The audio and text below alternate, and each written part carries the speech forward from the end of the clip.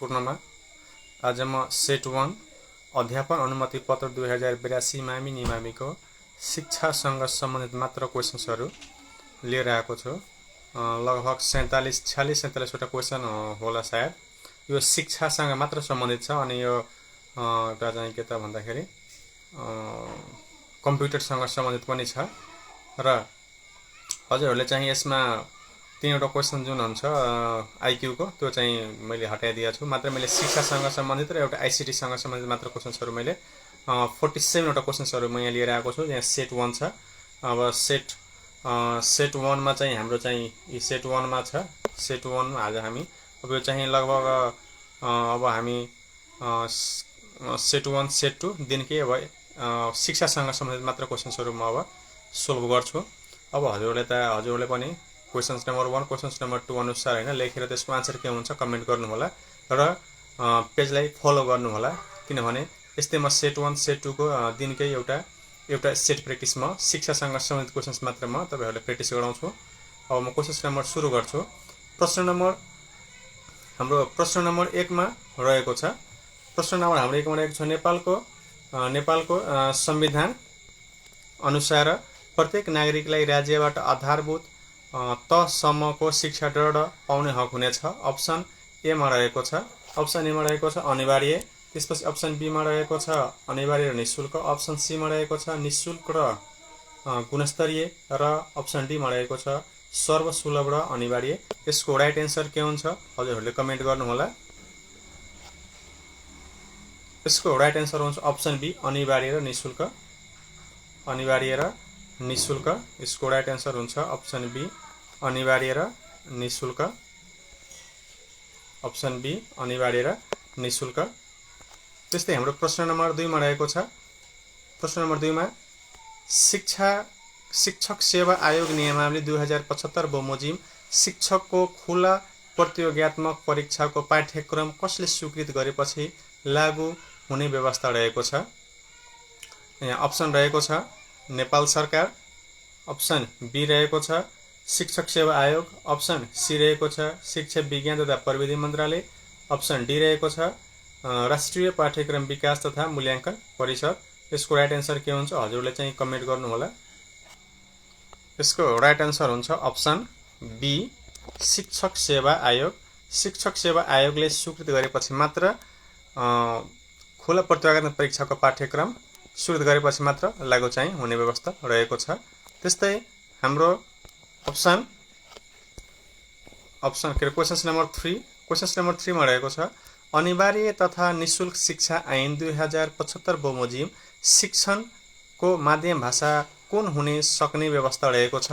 Option A मा रहेको छ नेपाली भाषा। अप्सन बी मा अंग्रेजी भाषा। अप्सन सी मा नेपाली र अंग्रेजी भाषा। अप्सन डी मा रहेको छ नेपाली भाषा अंग्रेजी भाषा दुवै वा सम्बन्धित नेपाली समुदायको मातृभाषा। यसको राइट एन्सर के हुन्छ हजुरहरूले कमेन्ट गर्नु होला।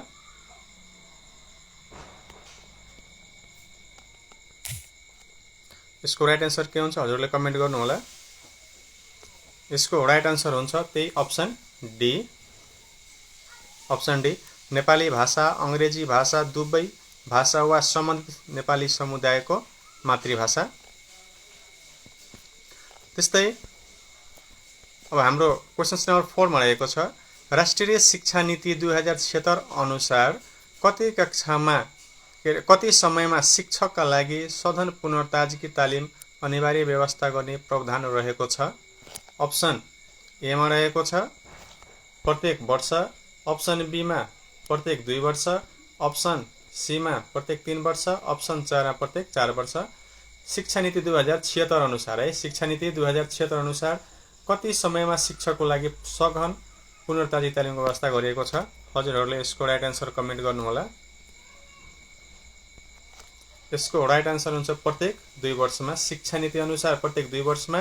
तर शिक्षकको दक्षता प्रारूप अनुसार शिक्षकको पेशागत दक्षता प्रारूप अनुसार तपाईको 5 वर्ष हुन्छ शिक्षकको पेशागत दक्षता प्रारूप अनुसार प्रत्येक 5 वर्षमा चाहिँ सघन पुनर्ताजगी तालिम दिइन्छ। तर शिक्षा नीति 2076 अनुसार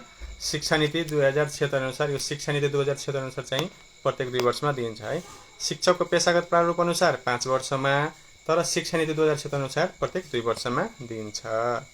त्यस्तै हाम्रो प्रश्न नम्बर 5 मा रहेको छ। प्रश्न नम्बर 5 मा रहेको छ, यो चाहिँ माथि भएको छ। हाम्रो यो प्रश्न चाहिँ माथि भएको छ यहाँ है, तर यसको अप्सन चाहिँ यहाँ दिएको छ, अप्सनहरु यहाँ दिएको छ। हजुरहरूले यता हेर्नु होला। शिक्षकको कार्य सम्पादन मूल्याङ्कनको लागि अनिवार्य गरिएको अनुसन्धान तलको मध्ये कुन हो? शिक्षकको कार्य सम्पादनको लागि अनिवार्य गरिएको अनुसन्धान कुन हो? यहाँ शिक्षकको कार्य सम्पादन मूल्याङ्कनको लागि अनिवार्य गरिएको अनुसन्धान तलको मध्ये कुन हो? अप्सन ए मा रहेको छ। अप्सन ए मा रहेको छ घटनामूलक अनुसन्धान। अप्सन बी मा रहेको छ खोजमूलक अनुसन्धान। अप्सन सी मा रहेको छ कार्यमूलक सामान्य अनुसन्धान। अप्सन डी मा रहेको छ माथिको सबै। यसको राइट एन्सर के हुन्छ हजुरहरूले कमेन्ट गर्नु होला। क्वेशन नम्बर र त्यो क्वेशनको आन्सर कुन हुन्छ त्यो लेखेर कमेन्ट गर्नु होला। यसको राइट आन्सर हुन्छ कार्यमूलक अनुसन्धान। यसको राइट आन्सर हुन्छ अप्सन सी कार्यमूलक अनुसन्धान सामान्य। त्यस्तै हाम्रो प्रश्न नम्बर 6 मा रहेको छ व्यावसायिक सिप सफ्ट स्किल अन्तर्गत नपर्ने तलको मध्ये नपर्ने कुन हो? अप्सन ए मा रहेको छ। अप्सन ए मा रहेको छ समय व्यवस्थापन। अप्सन बी मा रहेको छ लिखित वा मौखिक सञ्चारको प्रयोग। अप्सन सी मा रहेको छ सञ्जाल निर्माण। अप्सन डी मा रहेको छ विद्युतीय भड्याङको प्रयोग गर्नु। यसको राइट एन्सर के हुन्छ हजुरले कमेन्ट गर्नु होला। यसको राइट एन्सर के हुन्छ हजुरले कमेन्ट गर्नु होला।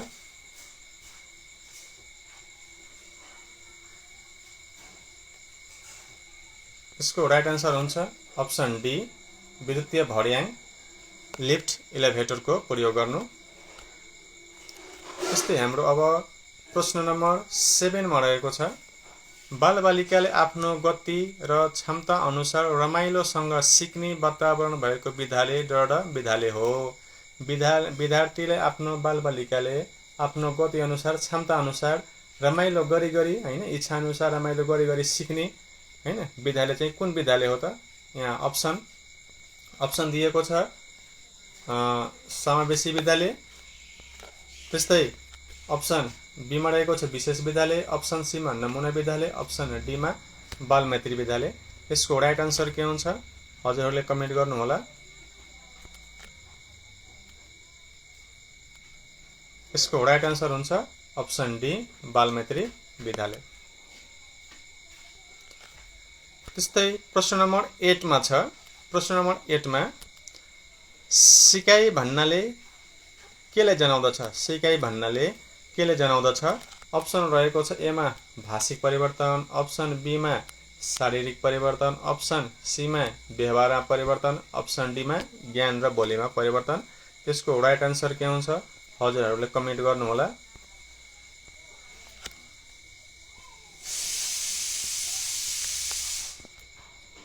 यसको राइट आन्सर हुन्छ अप्सन सी व्यवहारमा परिवर्तन। अप्सन सी व्यवहारमा परिवर्तन। अप्सन सी व्यवहारमा परिवर्तन। व्यवहारमा परिवर्तन के हो त? सिकाइ हो। त्यस्तै प्रश्न नम्बर 9 मा रहेको छ। प्रश्न नम्बर 9 मा निकट दूर नियम केसँग सम्बन्धित छ? निकट नियम दूर केसँग सम्बन्धित छ?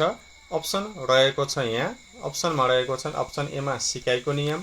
अप्सन बी मा आनुवंशिक नियम। अप्सन सी मा मानव विकास नियम। अप्सन डी मा व्यवहारवाद नियम। यसको राइट आन्सर के हुन्छ हजुरहरूले कमेन्ट गर्नु होला।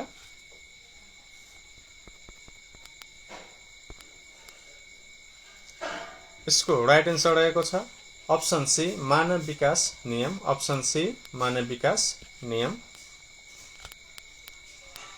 त्यस्तै प्रश्न नम्बर 10 मा रहेको छ। प्रश्न नम्बर 10 मा रहेको छ। त्यस्तै प्रश्न नम्बर 10 मा रहेको छ बाह्य व्यक्तिको सम्पर्कबाट कुनै कार्यप्रति जागृत हुने प्रेरक कुन प्रकारको प्रेरक हो? बाहिरी वातावरणबाट बाहिर व्यक्तिबाट हैन बाहिरी व्यक्तिको सम्पर्कबाट कुनै कार्यप्रति जागृत हुने उत्प्रेरित हुने प्रेरक कस्तो प्रकारको प्रेरक हो हैन?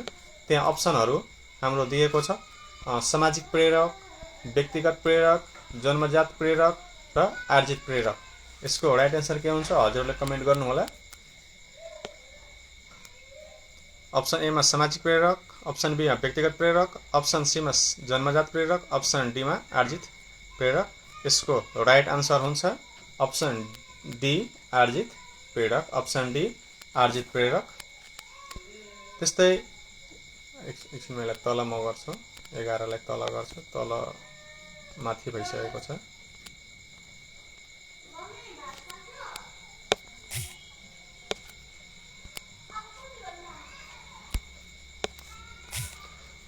क्वेशन्स नम्बर 11 मा छ हाम्रो। क्वेशन्स नम्बर 11 मा विधाले समुदाय सम्बन्धको कुरा गर्दा विधाले समाजको एक डडका रूपमा रहन्छ।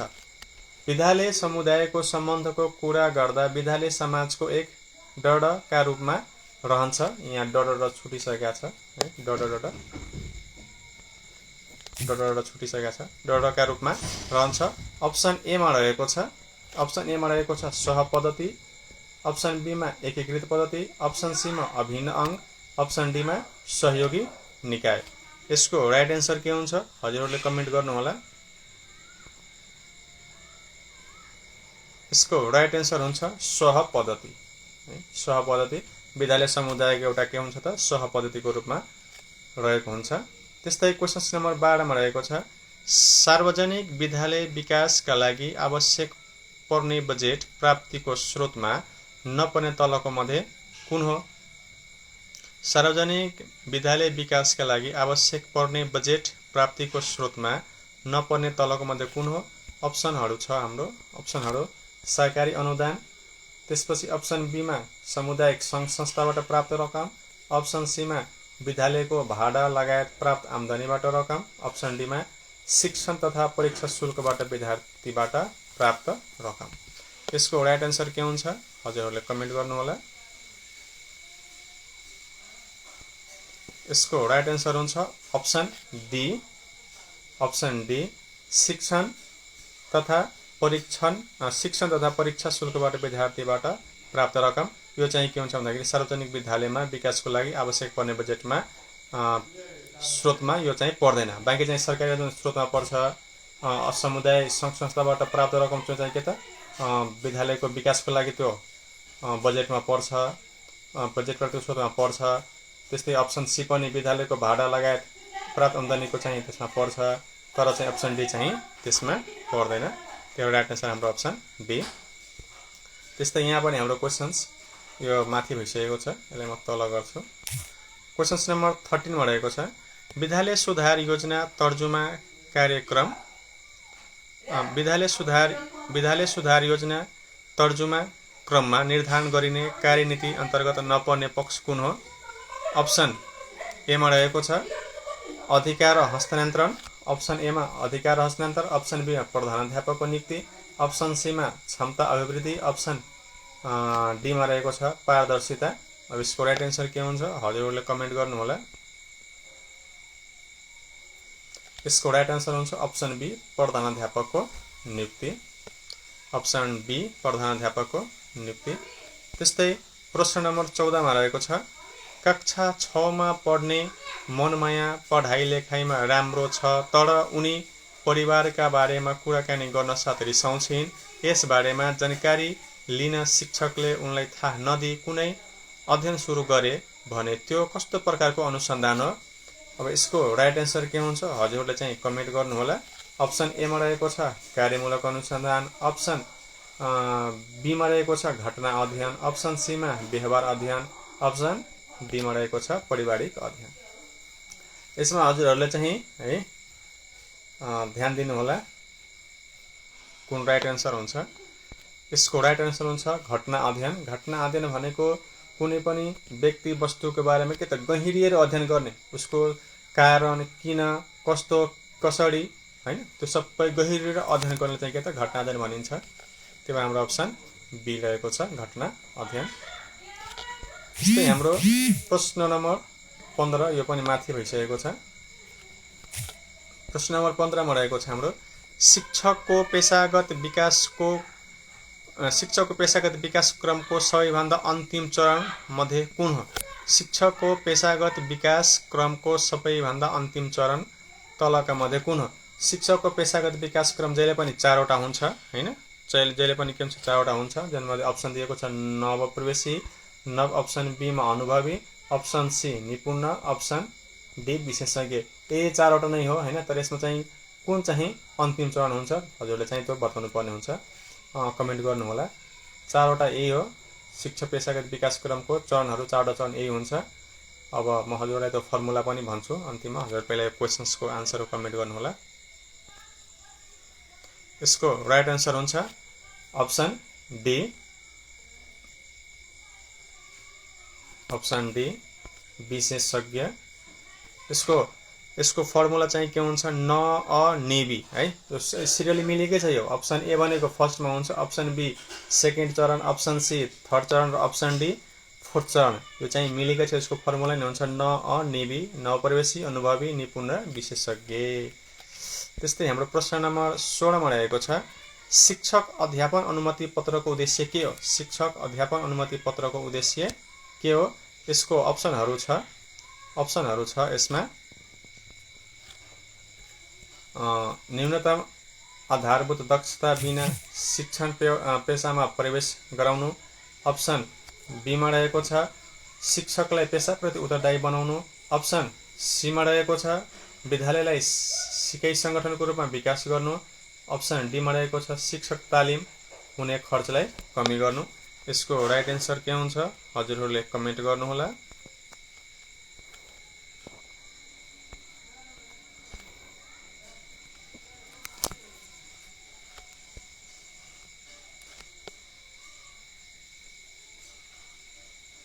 यसको राइट एन्सर हुन्छ अप्सन ए, न्यूनतम आधारभूत दक्षता बिना शिक्षण पेशामा प्रवेश गर्न रोक्नु।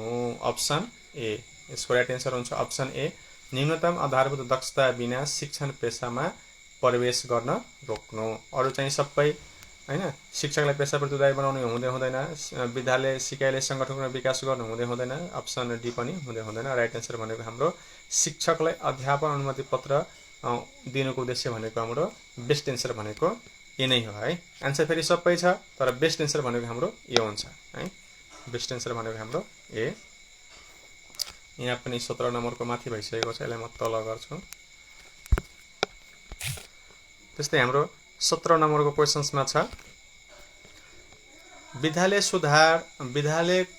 शिक्षाको गुणस्तर सुधारको लागि केन्द्रित भएको कार्यक्रम अन्तर्गत तलका नपर्ने कुन हो? अब 17 नम्बरमा विद्यालय शिक्षाको गुणस्तर सुधारको लागि केन्द्रित भएको कार्यक्रम अन्तर्गत नपर्ने तलका मध्ये चाहिँ कुन हो?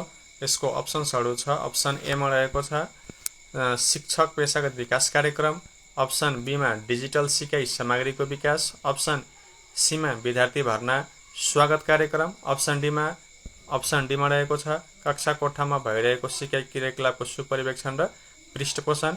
यसको राइट एन्सर के हुन्छ हजुरहरूले कमेन्ट गर्नुहोला। यसको राइट एन्सर के हुन्छ हजुरहरूले कमेन्ट गर्नुहोला। यसको राइट एन्सर हुन्छ विद्यार्थी भर्ना स्वागत कार्यक्रम। अप्सन सी विद्यार्थी भर्नामा स्वागत कार्यक्रम यो चाहिँ हुँदैन है। राइट एन्सर हाम्रो अप्सन सी यो चाहिँ हुँदैन। त्यस्तै हाम्रो प्रश्न नम्बर 18 मा रहेको छ। प्रश्न नम्बर 18 मा गुणस्तरीय शिक्षाको लागि लागत, यहाँ लागत हुनुपर्ने आगत भइसकेको छ, यो चाहिँ लागत हो है। लागत गुणस्तरीय शिक्षाको लागि लागत इनपुट लक्षित विषय तलका मध्ये कुन हो? लागत यहाँ अप्सन्सहरू छ हाम्रो। अप्सन भौतिक पूर्वाधार, अप्सन बी सामाजिक प्रभाव, अप्सन सी समुदायको सन्तुष्टि, अप्सन डी विद्यालयको क्रियाकलाप।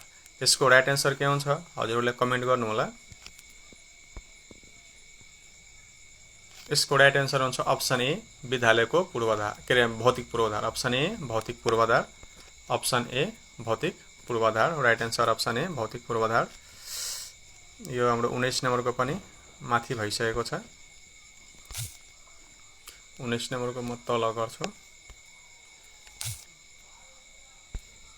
19 नम्बरको क्वेशन्समा रहेको छ सिकाइ वातावरण पाठ्यक्रम शिक्षण सामग्री मूल्याङ्कन तथा परीक्षाको सान्दर्भिकता जस्ता पक्षहरू मूलतः केसँग सम्बन्धित छन् है। अप्सन एमा रहेको छ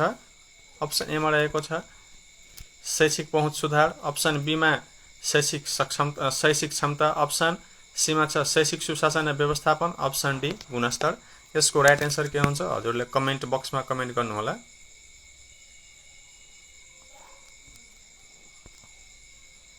यसको राइट एन्सर हुन्छ अप्सन सी शैक्षिक सुशासन र व्यवस्थापन।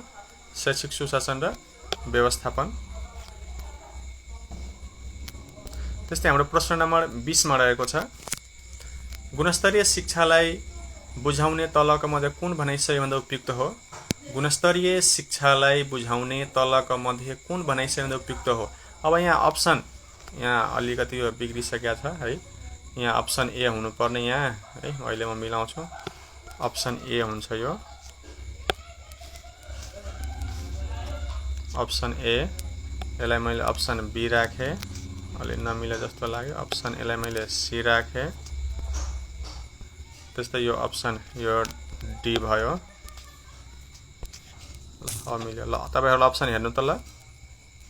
अप्सन ए मा जेहानदार छात्रवृत्ति पाउन सक्नु, अप्सन बी मा सबैभन्दा बढी अंक प्राप्त गर्नु, अप्सन सी मा प्राप्त गरेको ज्ञान र सिपलाई व्यवहारमा प्रयोग गर्न सक्नु, र अप्सन डी मा छ माथिल्लो तह कक्षामा सजिलै भर्ना गर्न सक्नु। अब यसमा छ गुणस्तरीय शिक्षाले बुझाउने बेस्ट आन्सर चाहिँ कुन हुन्छ? यसमा सबै छ, आन्सर फेरि सबै ठीक छ। यसको राइट आन्सर बेस्ट आन्सर कुन हुन्छ तपाईले त्यो चाहिँ चुज गर्नुपर्ने हुन्छ। यसको राइट आन्सर हुन्छ अप्सन सी प्राप्त गरेको ज्ञान र सिपलाई व्यवहारमा प्रयोग गर्न सक्नु। यसको राइट आन्सर भनेको प्राप्त गरेको ज्ञान र सिपलाई व्यवहारमा प्रयोग गर्न सक्नु निकै त गुणस्तरीय शिक्षालाई बुझाउँछ। त्यस्तै हाम्रो क्वेशन नम्बर 21 मा प्रश्न नम्बर 21 मा रहेको छ प्रश्न नम्बर 21 मा शैक्षिक सुशासनका प्रमुख 4 खम्बाहरू तलका मध्ये कुन हो? शैक्षिक सुशासनको प्रमुख 4 खम्बाहरू तलका मध्ये कुन हो?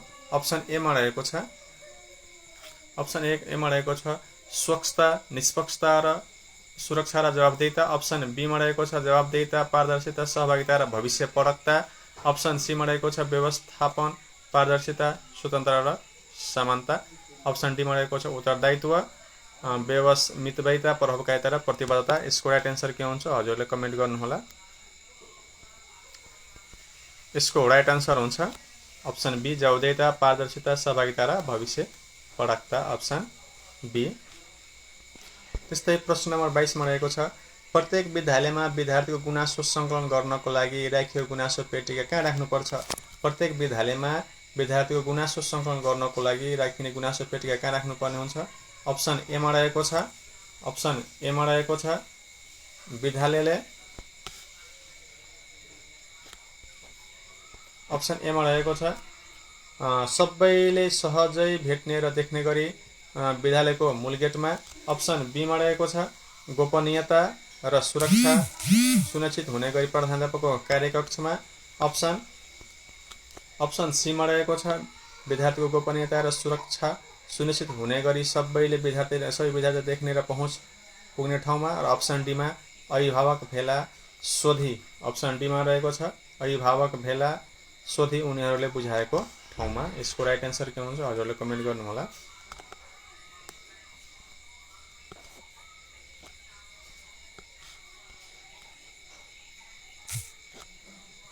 यसको राइट आन्सर हुन्छ अप्सन सी विद्यार्थीको गोपनीयता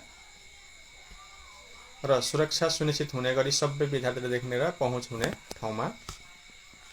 त्यस्तै प्रश्न नम्बर 23 मा विद्यार्थीको क्षमता प्रस्फुटन शिक्षकले कुनै भूमिका निर्वाह गरिरहनु नपर्ने विषय तलका मध्ये कुन हो? अप्सन ए मा रहेको छ प्रतिभा पहिचान, कार्यक्रम सहभागिता जनाउन सामग्री तथा खर्च व्यवस्थापन गर्ने, अप्सन बी मा रहेको छ विचार अभिव्यक्तिको लागि प्रोत्साहन गर्ने, अप्सन सी मा विद्यार्थीसँग काम गरेर सहभागिता जागृत गर्ने, अप्सन डी मा रहेको छ विविधतायुक्त विद्यार्थीहरूको समूह निर्माण गर्न र सल्लाह र सहजीकरण गर्न। यसको राइट आन्सर के हुन्छ हजुरले चाहिँ कमेन्ट गर्नुहोला।